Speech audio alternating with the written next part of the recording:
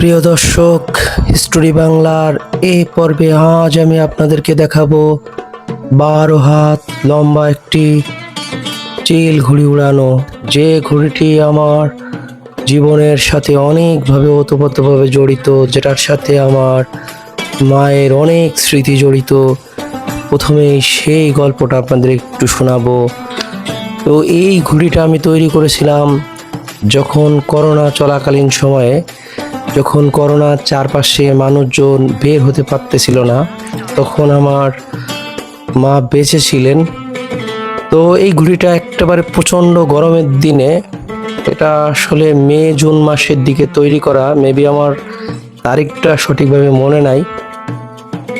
তো সেই সময়ে আসলে করোনার সময় যেহেতু বাড়ি থেকে একেবারেই বের হওয়া যেত না, তাই সময় কাটানোর জন্য বিকেল বেলায় ঘুড়ি উড়ানোর জন্য একটি ঘুড়ি তৈরি করেছিলাম বিশাল, যেটা চিল ঘুড়ি বলে, অনেকে ঢেউস ঘুড়িও বলে। এটার লম্বায় 12 হাত এবং 8.5 হাত দেওয়া হয়েছিল। তো এই ঘুড়িটার সাথে আমার মায়ের স্মৃতি জড়িত এই কারণেই। তো ঘুড়িটা আমি সকাল 8টা থেকে তৈরি করা শুরু করেছিলাম। তো একেবারে রাত 8টা 10টা বেজে গিয়েছিল।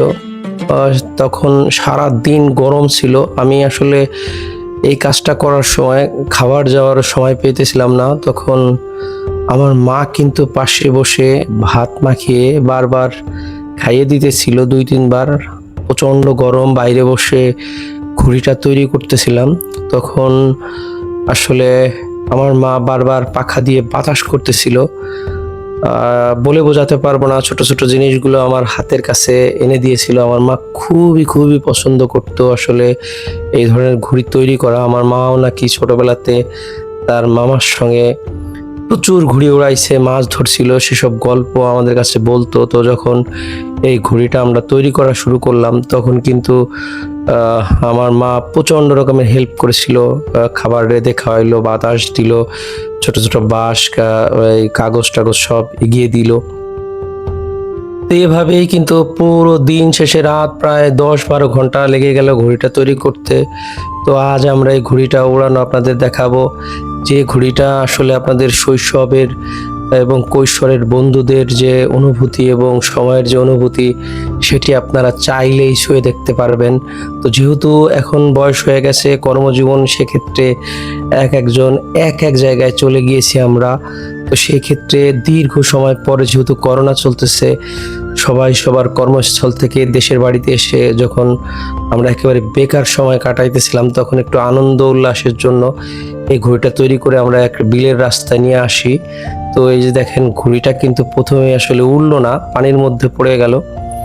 তো পানির ভিতরে পড়ে গেলে কিন্তু কোনো সমস্যা হয়নি, কারণ এই ঘুড়িটা তৈরি করা ছিল আমাদের প্লাস্টিকের কাগজ দিয়ে এবং বাঁশের চাটাই দিয়ে।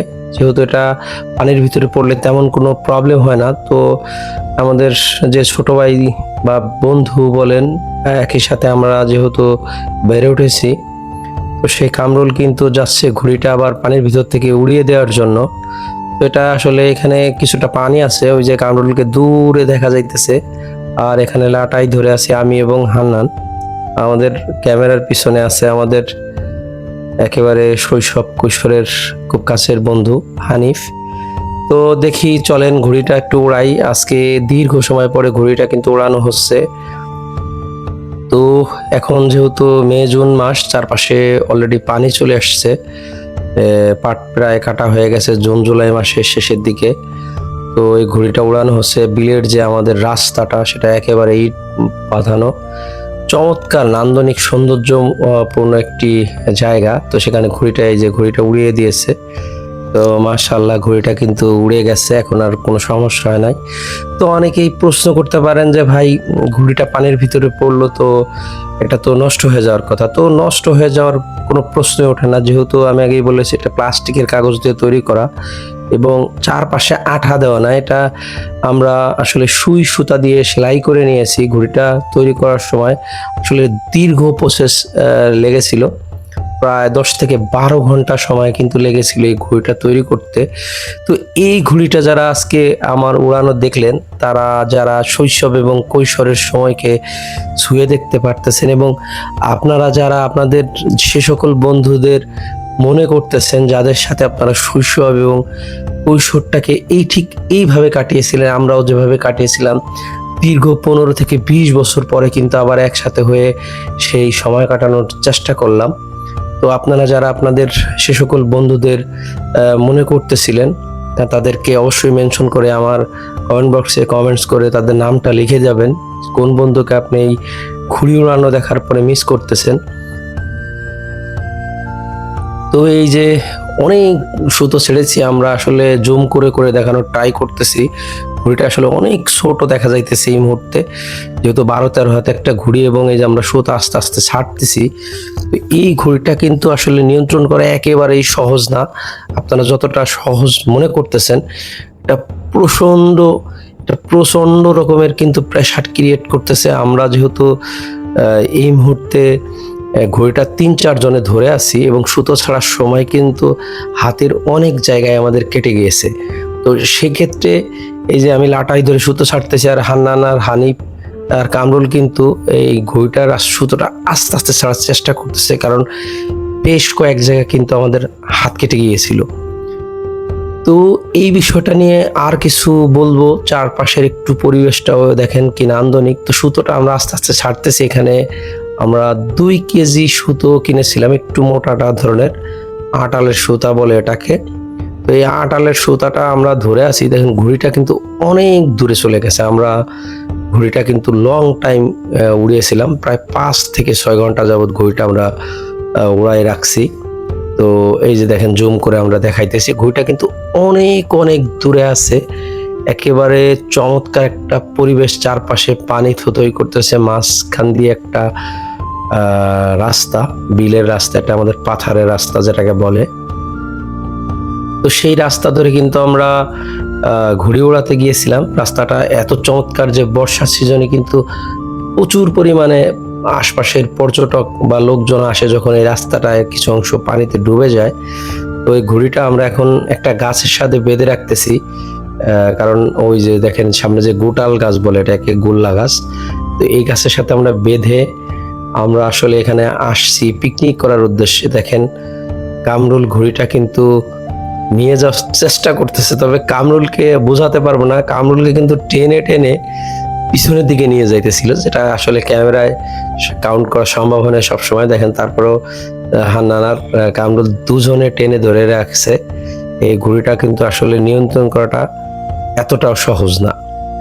তো যাই হোক, এই মুহূর্তে যারা আপনারা দূর দূরান্তে পৃথিবীর বিভিন্ন অংশে বসে এই ভিডিওটা দেখছেন, এবং আপনাদের যারা শৈশব এবং কৈশোরের প্রিয় মানুষগুলো কে মনে করতেছেন, যারা একেবারে ছোটবেলা থেকে একই সাথে আপনারা বড় হয়েছিলেন, তাদের সাথে আপনারা এক হতে পারতেছেন না কর্মজীবনের ব্যস্ততার কারণে, তবে তাদের মেনশন করে আমার কমেন্ট বক্সে একটা কমেন্টস করে তাদের নামটা মেনশন করে যান। এবং একটা জিনিস কি, বন্ধুত্ব কিন্তু জীবনে বেশ কয়েকবারই আসে, সেটা মনে করেন স্কুল সেই জীবন, কলেজ জীবন, ইউনিভার্সিটি জীবন। তবে একটা বিষয় হলো, যারা একসাথে যেসব বন্ধুরা ছোটবেলা থেকে আমরা বেড়ে উঠেছি, তাদের মতো এতটা ভালোবাসা, ভালো লাগা আপনি কিন্তু কখনোই কোথাও পাবেন না পৃথিবীর। এবং পৃথিবীর অনেক অনেক লোকজনের সাথে কিন্তু আপনারা ঘুরবেন, মিশবেন, অনেক টাইম স্পেন্ড করবেন, কিন্তু আপনি এতটা আনন্দ, এতটা ভালো লাগা আপনি কখনো পারবেন না যাদের সাথে আপনি একেবারে ছোটবেলা থেকে বেড়ে উঠেছিলেন। তো যাই হোক, ঘুড়িটা আমরা উড়াইতেছি লং টাইম। এরপরে আমরা কিছু এই যে বিলের ভিতরে যে আসলে দূরে যে শাপলা ফুলগুলো আছে, সেই শাপলাগুলো কিন্তু আমরা তুলতে গেছি একবার, মাঝখানে কয়েকটা বেশ ছবি দেখাইতেছি। ঘুড়িটা কিন্তু আমরা এখন নামিয়ে ফেলতেছি। দীর্ঘ 5 ঘন্টার মতো আমরা ঘুড়িটা উড়াইলাম, সে ভিডিওটা আমরা দেখাই নাই, কারণ তখন আমরা এই ঘুড়ির কাছে ছিলাম না। আমরা ছিলাম ওই বিলের ভিতরে যে জায়গাটা, একেবারে দূরে ওই যে জায়গাটা দেখা যায়, ওইখানটাতে আমরা শাপলা তুলতে গিয়েছিলাম।